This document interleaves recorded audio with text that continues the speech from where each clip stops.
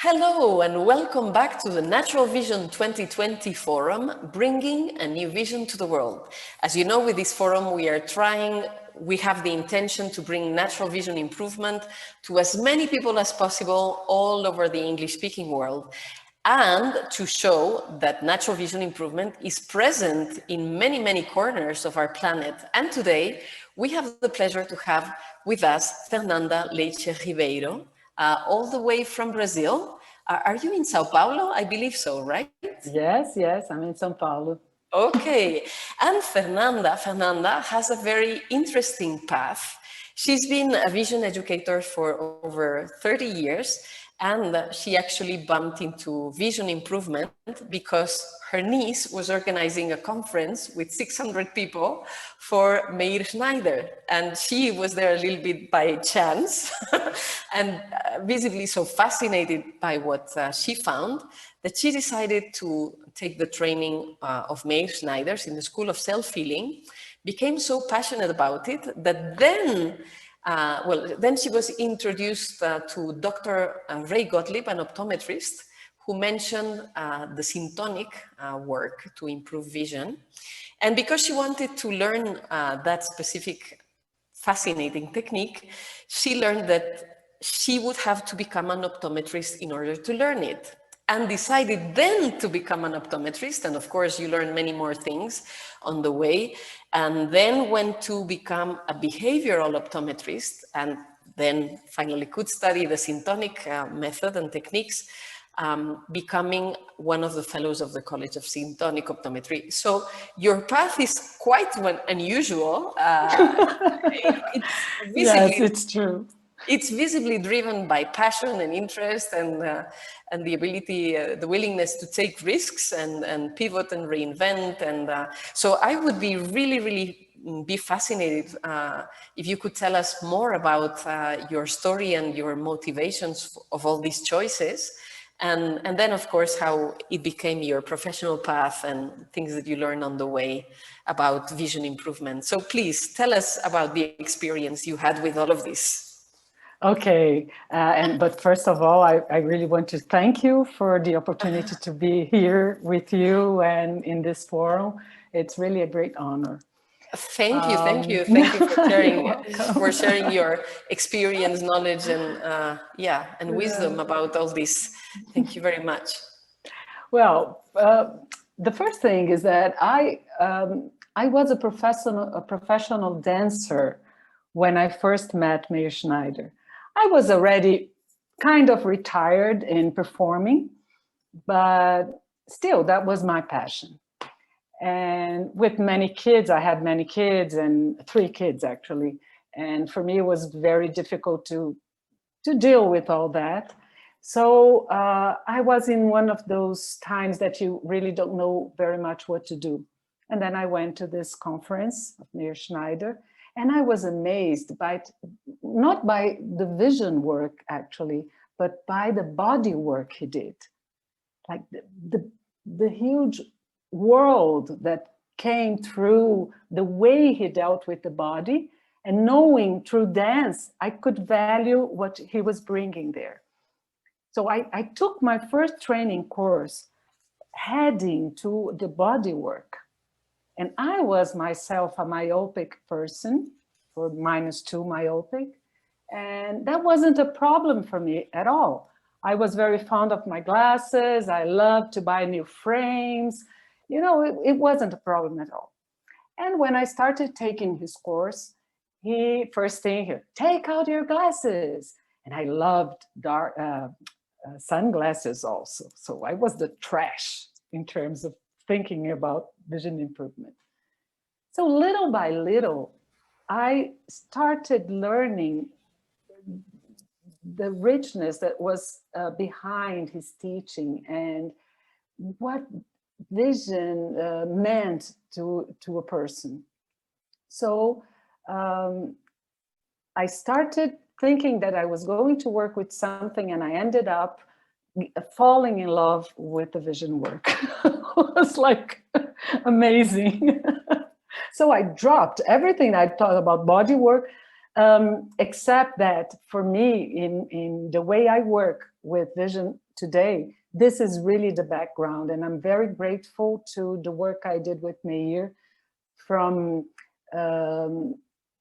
dealing with the whole body, because vision is in your body, is in you. It's something that it's really a big thing. So this was my path. And then I started working with patients, with people, with students actually, training and learning and trying to understand. And for 10 years, I followed this path, just working with self-healing method. Then I met Ray Gottlieb. And at the same time, I got the feeling that I needed to learn something else. I'm very technical in dance. For me, I was a modern dancer, a contemporary dancer, but I always took ballet classes, like daily ballet classes, because I knew that was technique, that was the basis. And the same thing hit me with the vision stuff. So when I met Ray, that was the drive to decide to study optometry. But at the same time, I wanted to learn what it is behind, what there is behind that, so I could use that to help people to get rid of their glasses instead of putting glasses on people, you understand? So I would learn more of the technique, learn more of the physiology, and that was the opportunity. So I took this 3 years of study, very difficult, because I was like, you know, a lost bird in the middle of optometrists. They all behind their phoropters, learning how to do retinoscopy and putting things on. And I had to try contacts on my eyes. It was very strange. But I went on. And at the same time, I started going to the Syntonics conferences. I took the courses many, many times, because you don't learn Syntonics at once. It's a very difficult subject. And then I decided to take my fellowship exam. And for the fellowship, I had to learn more about behavior optometry. And at that time, I had this other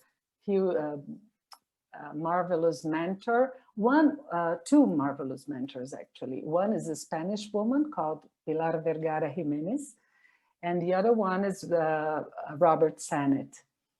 And this was a great opportunity, and it really changed my work, because I was able then to put together things from natural vision improvement with some techniques that you use lenses and prisms to help the system to get out of that adaptation.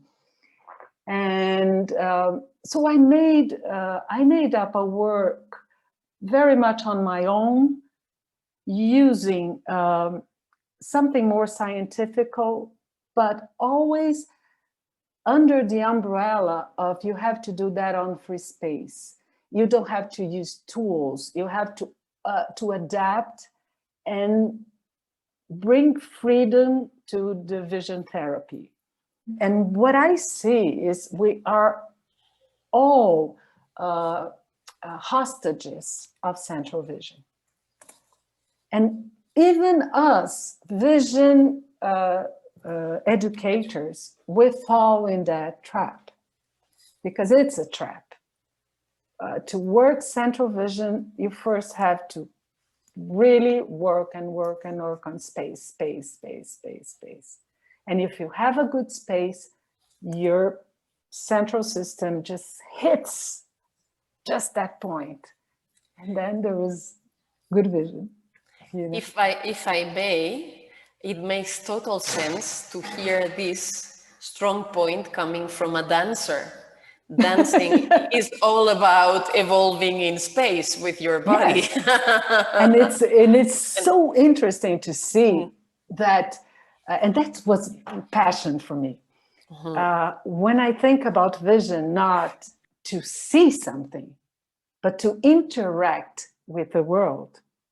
And in dancing, it's very interesting. For you to be able to turn, you have to really fix a point with your central vision, and then turn your head faster than the rest of the body, and then you go back to that point. You have to have a very good vestibular system. And why, and how do you work that? With peripheral vision. So I had all that inside myself in an intuitive way.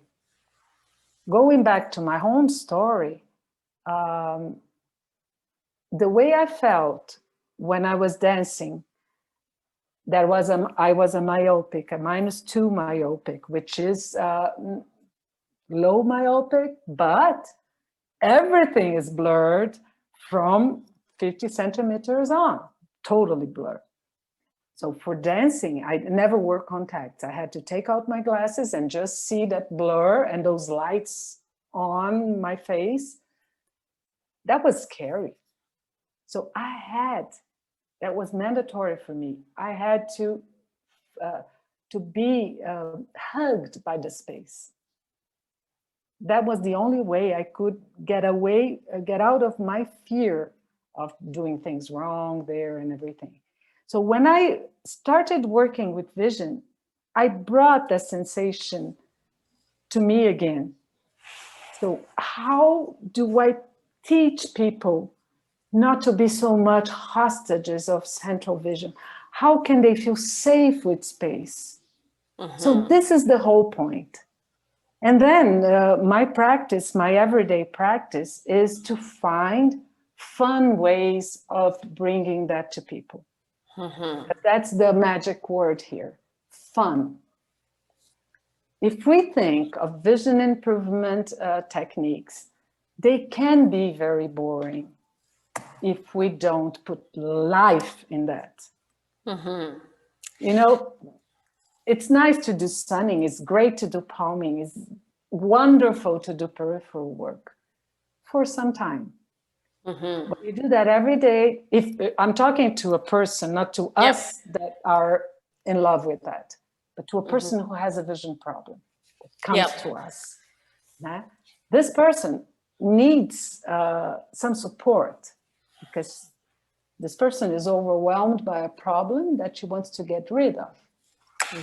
So fun is very big part. And also another thing that I love to show, that the mistake is the mostly welcome thing when you are doing a procedure, a visual procedure. Because when you do a mistake, well, sorry. No. When you do a mistake, then you can learn something. Yes. That's, when you see yourself doing the mistake, you get the insight. I'm so happy to hear you say these two things because I have so many students ask me, Ainhoa, how long, how many times I have to do the exercise and for how long and in what sequence. And I already get bored with the question. Yeah, it's like, I'm like, please practice as long as it's fun for you, as it feels good, as you notice that you're learning something else. And then they ask, shall I do it this way or shall I do it the other way? What's the proper way to do it? And I often say, try both and see what works best for you and what you learn from it.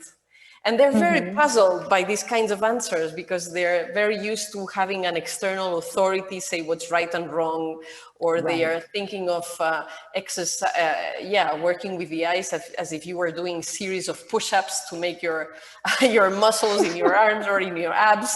And it's it really doesn't. I mean, you can do it that way, but it will work much less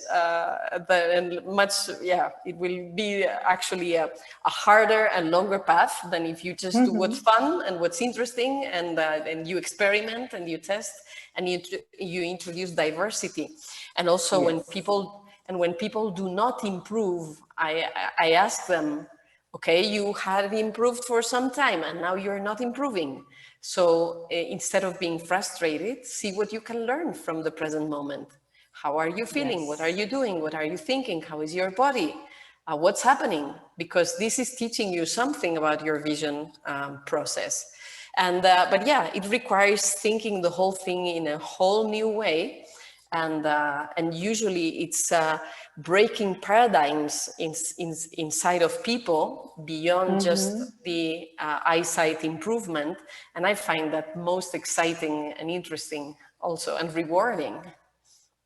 Yes, and it's just like children development. children, the babies, they start doing things and learning with their bodies, and then they repeat, repeat, repeat, repeat. They have fun doing that. Otherwise, they wouldn't be doing. Nobody's telling them how to turn or how to crawl or anything.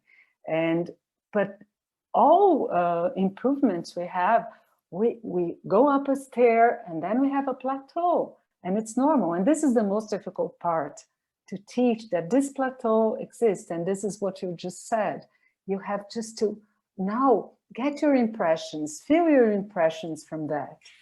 And then you can go upstairs again after some time. Right? Exactly. But we are always having to accomplish something. I think this is the disease of our time or anything. Yeah. And when you climb the stairs, and not just with vision, but with development in life in general, okay, there's times when you're climbing to the new stage. But then when you're on that stage, you need to explore all the aspects of that stage before you are ready for the next climbing. And yeah, you're right. Some people try to get too fast, like several steps, and it's not possible until you own all the space of the step you got into. Yeah, and then you're ready.